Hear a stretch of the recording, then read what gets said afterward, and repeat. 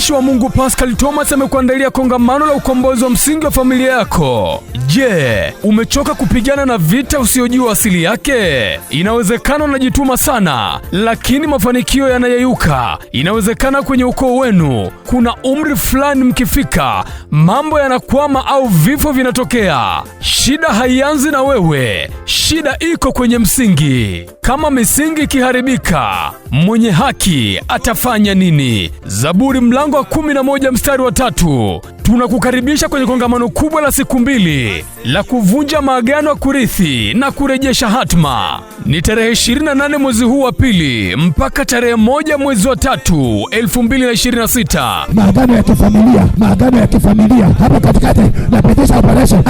Achia. Tutakachoshughulikia siri za damu na madhabahu za ukoo. Utajifunza jinsi damu ya ukoo inavyobeba kumbukumbu na jinsi mababu wanavyokuwakilisha kwenye maagano bila wewe kujua. Tutafichua siri ya majina ya kurithi na walinzi wa maagano wanavyofuatilia maisha yako. Unapambana na magonjwa ya vinasaba au vizuizi vya umri? Tutavunja mzunguko wa maskini, kukataliwa na roho ya vifo vya mapema vilivyofunga ukoo wenu.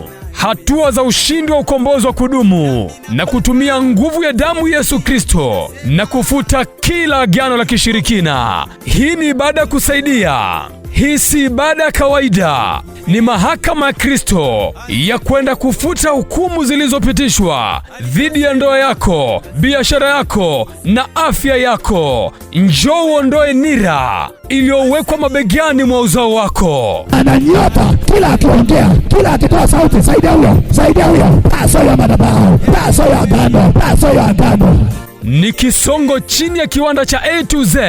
Namna kufika: panda magari yanayoenda Kisongo kiwandani. Ukifika hapo, uliza madereva Toyo, watakuleta. Kumbuka, ibada inaanza saa 3 kamili asubuhi hadi saa 8 kamili mchana. Kwa mawasiliano zaidi, mpigie mtumishi wa Mungu Pascal Thomas kupitia simu namba 0764 85 23 93, yani 0764 85 23 93. Nyote mnakaribishwa. Karibu yanakuja. Unahangaika nini? Usikate tamaa, subiri yanakuja. Oh yeah.